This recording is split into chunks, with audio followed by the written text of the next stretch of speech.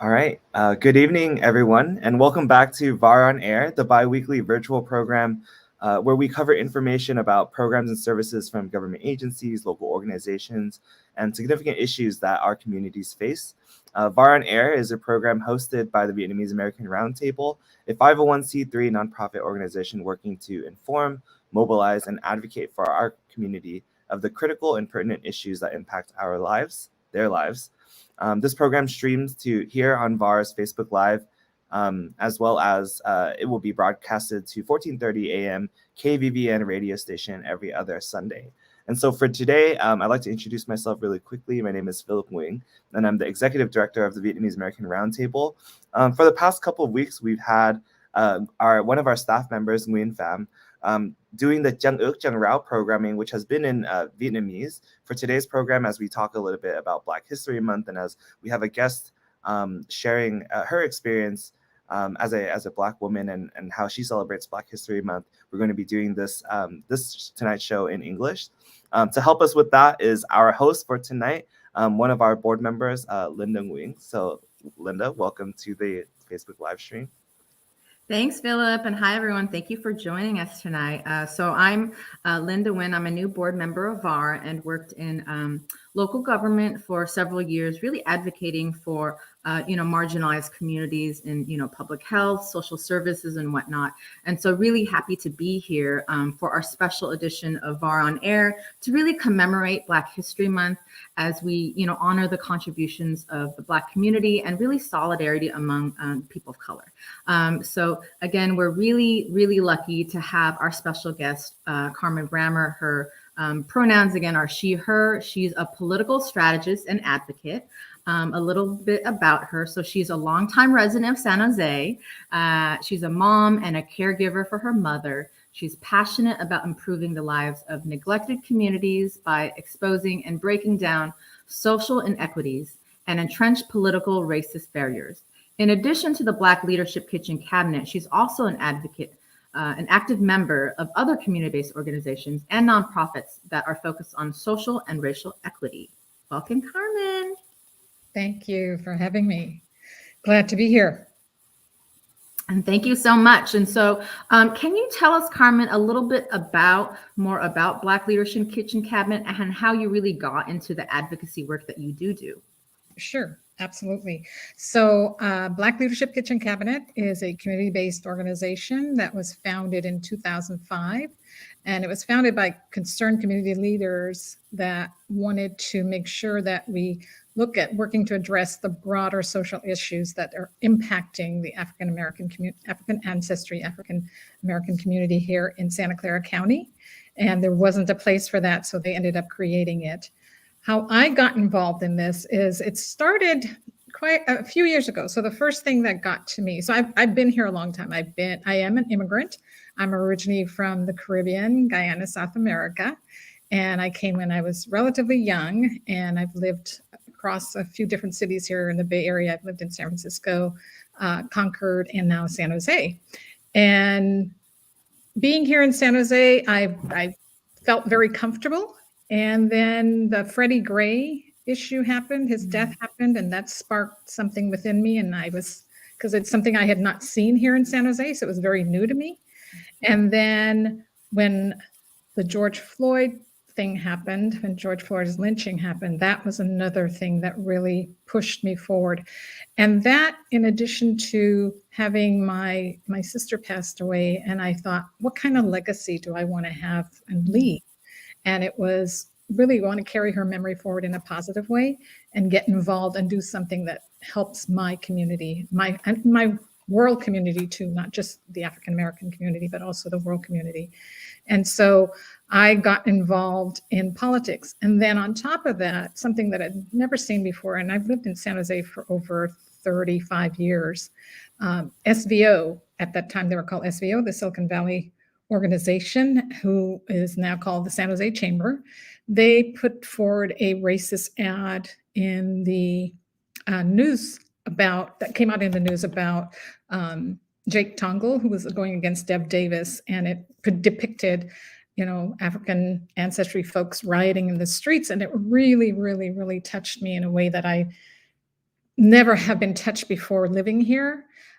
So it was really, I really then realized I had to get involved. And I'd already started doing some work in community-based organizations like Solidarity Sundays, showing up for racial justice. But that ad really pushed me over and really made me want to do something more than just stand on the sidelines, which I've been doing. So, and Black Leadership Kitchen Cabinet, a little bit more about them is we're really about working collaboratively with members within our community and also our allies all across the county. And that includes government, school districts, and we want to ensure the residents in our community are valued and that our culture and our heritage is respected and that we're considered when decisions are being made as a community. And we have monthly meetings and they're open to everyone in our community.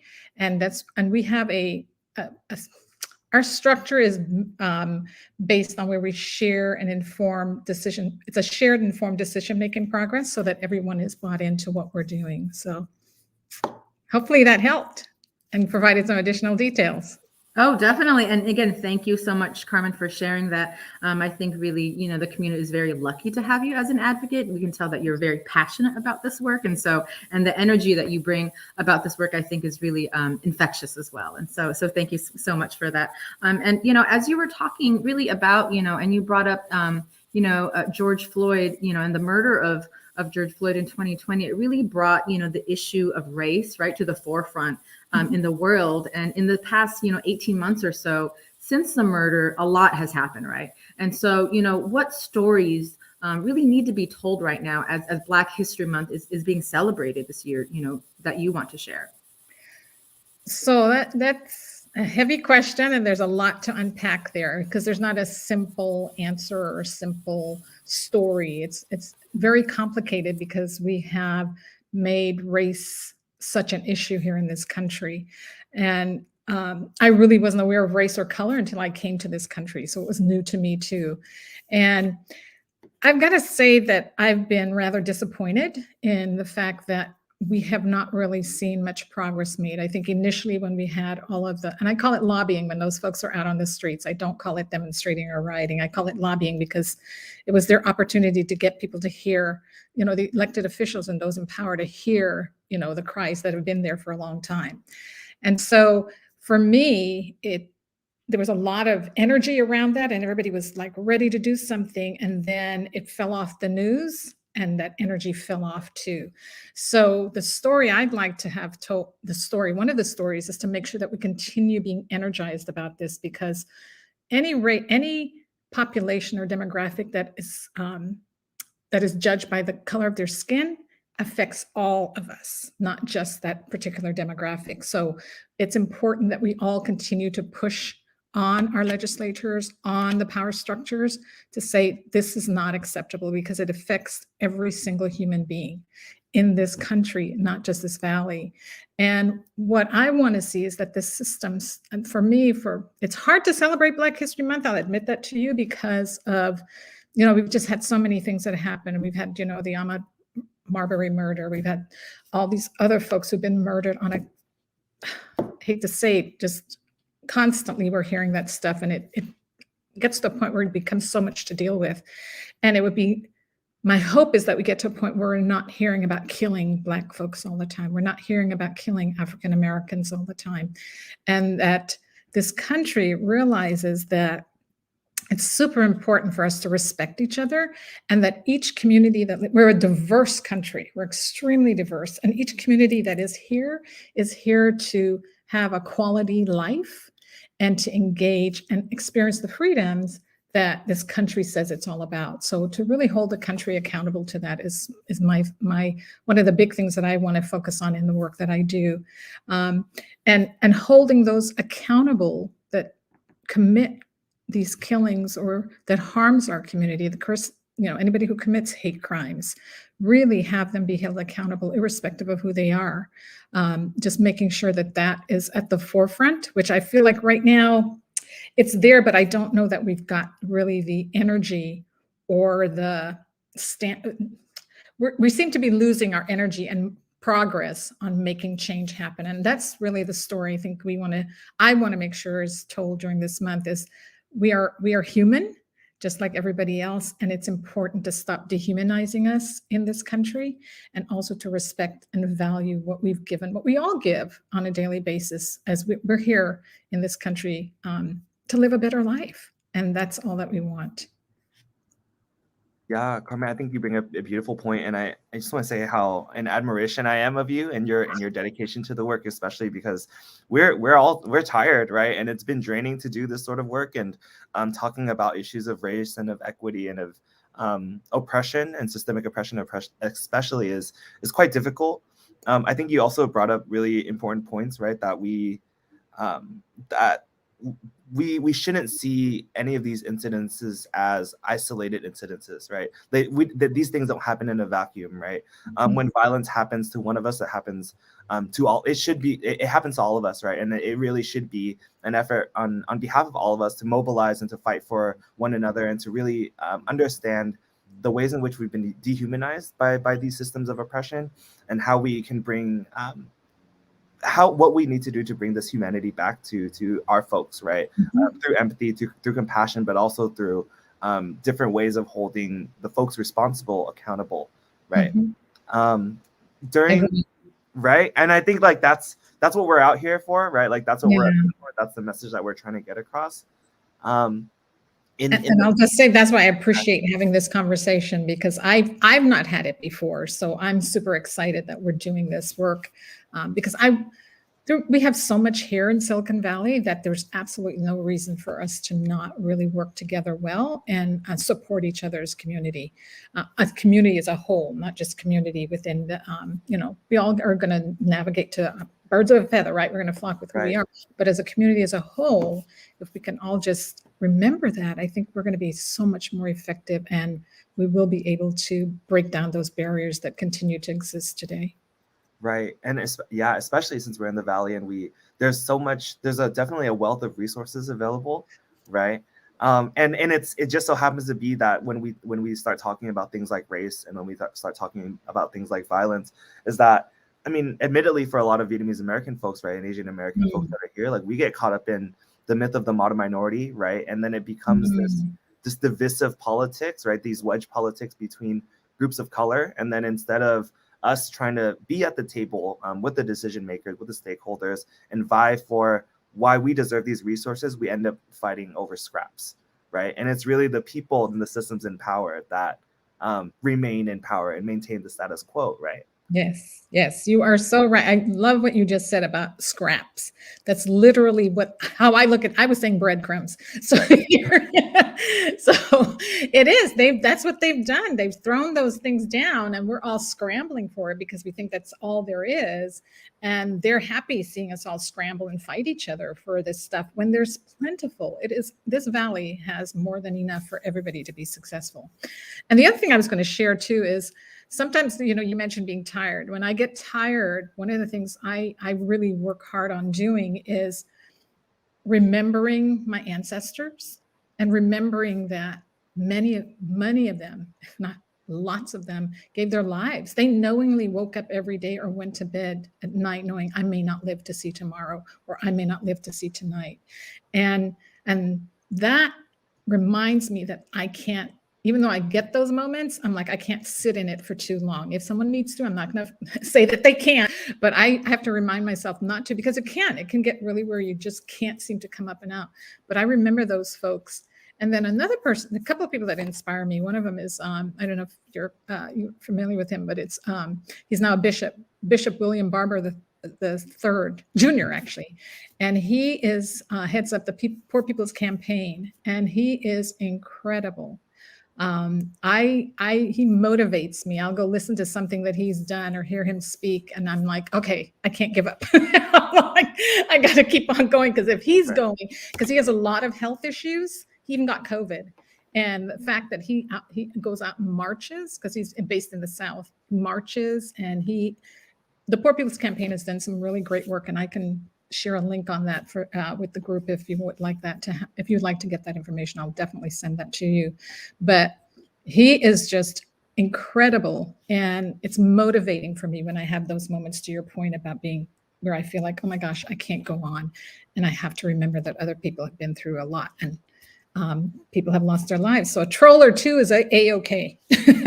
Right. And I think, that when we talk about this momentum, this hope that we have, this motivation for change that we want to keep up. I mean, we saw a lot of it happening at the onset of the pandemic, right? Like people were breaking lockdown and out there in the streets, lobbying, as you will, right? Because I think the political and personal are kind of intertwined in that sort of way. But 2 years, it's been 2 years, coming into 2 years, and we seem to. I think for me, one of the moments where I find motivation or momentum is when different communities of color come together in solidarity, right? Mm-hmm. Like when we're working together to achieve something, when we realize kind of the throes of white supremacy and are trying to overthrow that, right? During the conversations around redistricting this past year, we saw coalitions coming together, a coalition of organizations coming together to advance the causes of equity and racial justice, right? And to really practice anti-racism. And this included members of VAR, the Black Leadership Kitchen Cabinet, as well as the Si Se Puede Collective, some community of color groups in the South Bay. Could you speak a little bit? I mean, you have such an extensive history of advocacy work. Could you speak a little bit about coalition building and why it might be important to us in the way that we keep the momentum going?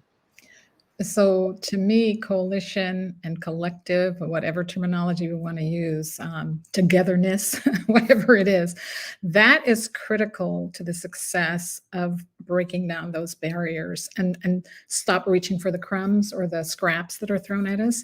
If we as communities don't, in my humble opinion, this is Carmen's opinion, don't do that work, we're forever going to be in this state where we're always reacting to fires versus creating an environment where we don't have to be putting out fires all the time. We're always going to be reactionary. So, and when you're reactionary, there's defensiveness, there's all kinds of things that come up during that. And being able to think and plan doesn't work well. By being coalitions, it's important for us to push back. And again, I think as coalitions, we'll be able to hold people accountable, because right now, again, for me, as I've seen it, there's not a lot of accountability that our elected officials have or our policymakers have, or there's not a lot of, if you do something, there's a consequence. Whereas in your job, in my job, if I don't do my job well, there's consequences, right? And yet we don't see that on the side of our elected and our political system. So we have to remember that their goal is to keep us divided. So it's crucial and critical that we stick together. We may not always have the same needs or wants, but if we can just support, it's like a friend who you may be going through something, that friend is not, but God, you can go sit next to that friend and have that chat, and it just feels so good, right? And being able to have that with other communities is critical. And that for me is what's going to give us the power. And it also gives us power back to ourselves. I think as individuals, it also empowers us when we do coalition building and work together as collectives. You just don't have that energy of fighting against each other and saying you've got and I don't have, all that stuff, because you're busy just supporting and really finding out what your commonalities are, because all of us have, we probably 80 to 90% we agree upon, and then there's a portion of it that we have differences. But other than that, I think it's coalition and collective communities are so critical to our success, because they have it. They have their boards. They have their councils, right? Right. They have the government. Mm-hmm. So we have to learn to see it that way. That I think is probably what's going to be helpful too as we move forward, is really starting to realize they've got their stuff. They've got their groups. We have to do that for ourselves too. Mm-hmm. And if I might, before, I know Linda has a question, to evoke Audre Lorde, who is a lesbian Black feminist. She mentions that the master's tools will never dismantle the master's house, right? And I think for us, it's really trying to figure out through community effort, through our own sense of empowerment, like how do we beat him at his own game, right? How do we configure our own tools to break down the house, as you will, right? And really try to build up the foundation for our legacy to continue. So Yeah, yes, that's awesome.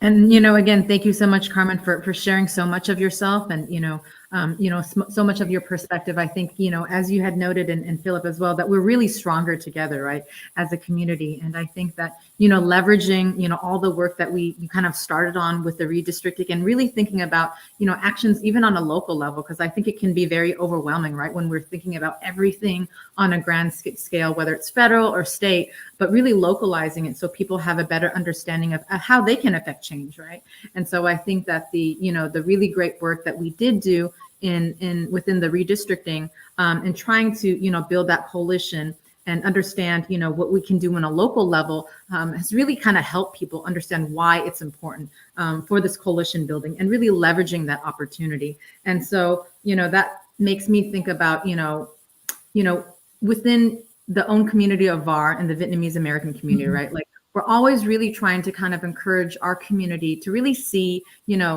itself as part of a larger community and a larger collective, because, as noted, we're stronger together in Santa Clara and San Jose.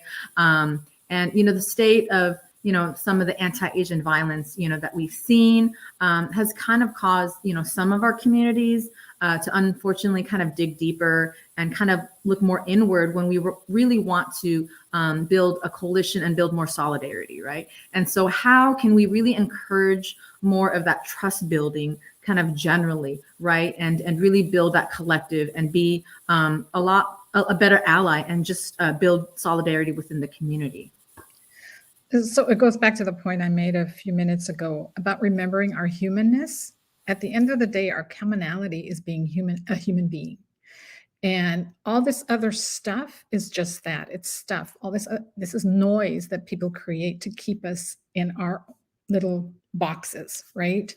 And it's on us to say, no, I'm going to be a human being and I'm going to reach out to that community, or I'm going to figure out how to interact with that community, or I'm going to get to know. It doesn't always have to be in person. You can go read something, you can go watch a video, movies. There's lots of ways to do that doesn't involve always going meeting each other. But there's also the beauty of coming together as human beings in a space. And I know COVID kind of threw all that out the window, but we're all slowly but surely trying to come back in. And I think for me, it is just that if we can anchor on humanity and not our ethnicity, I think that will make a huge difference. And we have to start speaking that language. Otherwise, the other side is not going to respect us, and we're never going to get where we need to do. And they don't have to. We don't. I'm pretty out there in this thought, I'm sure, but we don't need their approval or validation to do what we need to do. And as long as we do it together, and again, for me, it's really, really, really sticking to the fact that we're all human beings and we're here trying to live a wonderful life because there's opportunity here. And so it's super important for us as communities to really kind of coalesce around that and really, really do the work. And once we do that work, we can start to see, and it's not going to be easy. I'm not acting like tomorrow it's going to be, whoop, we're all chummy. So no worries on that. But it's just the fact that we just, as someone who's come from another country, I had to go through that here because I was not familiar with a lot of the cultures. And so I had to do that work and learn and understand and figure out how to fit in. I'm sure anyone else who was an immigrant had to go through that. And it was good and it was bad, right? So there was pluses and minuses. There are pros and cons for everything. But at the end of the day, it helped me connect with my fellow human being versus disconnect. And that's the most important thing, is just remembering to hear about the fact that we are, we're all human beings here together and we should really be connecting together. But I would love to get your thoughts, though, on what you think the community should be doing. What do you think what are your thoughts on, since you guys have been here and you've seen this stuff happening too, what are your thoughts on, what do you see? What is a vision that you have out there about this? Ooh, I think, how do we speak the language of humanity, right? Like, how do we get that across to folks? How do we build our capacity for empathy? I think for VAR, I mean, as an organization, we following the murder of George Floyd, we started to have these Care Corner community conversations, right? Nice. So in a virtual era, bringing people together from across the nation to really talk about, and this is still very insular, right? Like we're still not at that place where we're building cross-cultural bonds just quite yet. But being able to have that space and to talk about like, what are our sort of implicit biases, right? Like, what are the things that we still need to learn as well as unlearn from what has been taught to us, either from our parents or from schooling, right? Reflecting on kind of what has happened, and then to consider what are the actions that we need to take together, like what are the next steps, right? And so when you're talking about, trying to find this common language, the documentary 13th, I think another thing that we need to do is we need to read and we need to watch things. That's how we learn, right? And so there was on YouTube and I think on Netflix, there are a lot of movies that are subtitled in Vietnamese. And so I think having these opportunities to build that cross-cultural, but also cross-generational dialogue is sort of what we are trying to build that foundation for, right? That's awesome. And yes, 13 was a pivotal movie for me too. Exactly. I mean, it was extremely pivotal for me because I had about given up until I saw that movie. And it forced me to go, whoa, I didn't know all this stuff. And that's the other thing too. I'm learning too about American history because I wasn't born here, but it is still, there's so much to unpack about what's happened to African ancestry folks in this country. And that's, I think, what's the beauty about it. I think many of us are doing that journey now too. And so if we can all be doing it around the same time together, I think we're going to really see some benefits out of that.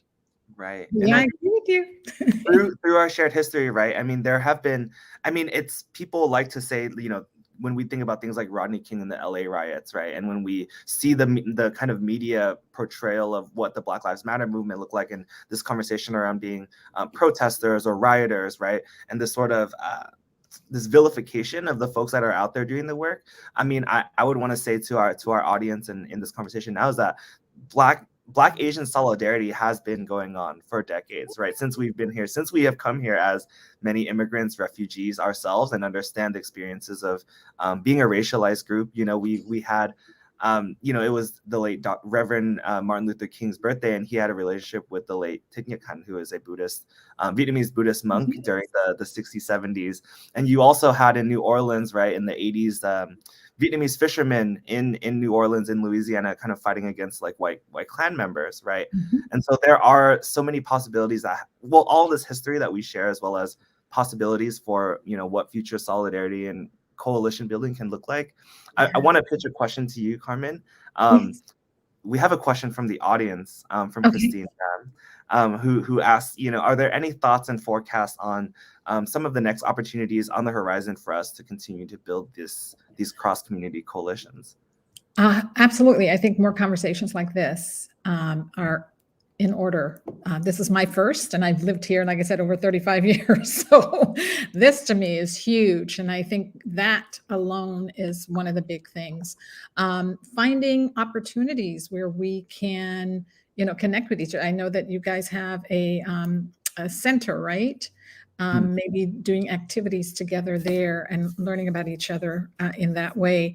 And just coming out of being comfortable with being uncomfortable and stepping into something, going to an event where I'm always doing that. I'm going to an event where I'm the only one that looks like me. So I'm used to it, but being able to do that, go to events that are open to the public where we have multicultural environment for everyone, being able to do that kind of stuff, I think that would be great. And again, because of COVID, we've kind of dialed back on that stuff, but I think we're starting to see a different, hopefully, keep our fingers crossed, everybody practices all the right things, and we can continue to do this gathering together. And to your point about reading, I think maybe we should start sharing books, start sharing some information about, here's something to check out. Maybe having a common library that we can both feed into and help each other grow and learn about each other. And if nobody has seen, if there are folks who haven't seen the 13th, they need to go see the 13th. And another great one is Harriet Tubman. That movie was actually excellent. I one day we had nothing else to do and I was watching it and I'm like, oh my gosh, I can't believe I hadn't gone to the theater to watch it. So there's lots of opportunities to learn and really get that cross-pollination and develop our humanity together. And so we'll be open, and I'm excited to hear from other people too, what their thoughts are, because we could throw a lot of things on the table and then figure out which ones we want to go after and make happening. Yeah, thank you so much again, Carmen, for sharing. I think, everything you say really resonates, so much about, our collective experience, and even just talking about, humanity, right? Like, we're all human. I think that was really beautiful. And even thinking about, we talk a lot about the struggles, but I think it's really radical to even celebrate, right? Our shared history, the contributions, and, what we go through. And so I think that, when we learn about Black history, Black contributions, Black struggle, it's really the American history, right? The American contributions to really fully understand, about America. And I think that is really beautiful. And so kind of in closing, I want to ask, and I'm going to, just quickly plug some of the ones that I love, but there's so much to learn, like you said, whether it's books or documentaries, but even again, highlighting, Black joy and Black contributions as well, right? Like I have HBO, and there's a handful of documentaries that I actually love as well. I don't know if you have HBO, but there's really great ones, whether it's on like Black art. It's actually called Literally Black Art, and it talks extensively about amazing Black artists that, some people have heard of and haven't. And I think that's really beautiful because it really does depict like the culture, the history, the contributions, right? That's one of my favorite. There's even one about the Apollo, right? The amazing venue, right, in Harlem, right? That really was pivotal, I think, during the Civil Rights era as well. And so I want to ask you if there's other things, whether it's docus or places that you go to that you really want to share to celebrate in the, in recognition of Black History Month. So I want to give a plug for our Black Leadership Kitchen Cabinet website, which is blkc.org. We just revamped it, so we're super excited about that. The other thing is I actually was able over the past weekend on Sunday to go to an African-American mobile museum, and it is located in Redwood City, and I'll happily share the links with you so that you can pass it on to the community. And it's very extensive. I'm going to have to go back again because it was so much, and it was really, really, really it's emotional. There's a lot of emotion for me as I walk through there. So those are two things that are that you can do, that we can look at right now locally. There's also the African American Community Services Agency. Their website is very rich and has a lot of information, and they do a lot of community work. So I want to make sure that folks are aware of them. And I would say, if you haven't read it, Malcolm X is one of my biggies. That is one of my favorite books that my college professor turned me on to, because I had a totally different vision of Malcolm X, and it completely changed how I look at that individual and him as a human being. And I do a lot of YouTubing. I don't do HBO. I'm a YouTube kind of gal. And so there's a lot that I subscribe to and get that's related to Blacks. As you know, they figure out your algorithms and they feed you all that kind of stuff. So if you do that kind of looking at, you can always find, if you do that kind of searching, you'll be able to get lots of stuff coming through that are, I'm learning too. On Instagram, there's a Black Studies organization that every week I learn something new about Black history. And they also talk about, other cultures that have been impacted by it. And Zinn Education, I don't know if you guys are familiar with them. They do a lot of work, and they have great, great information that's very relatable and easy to digest. So those are some of the things that I've been involved in. And then I read some heavy books and some not so heavy books.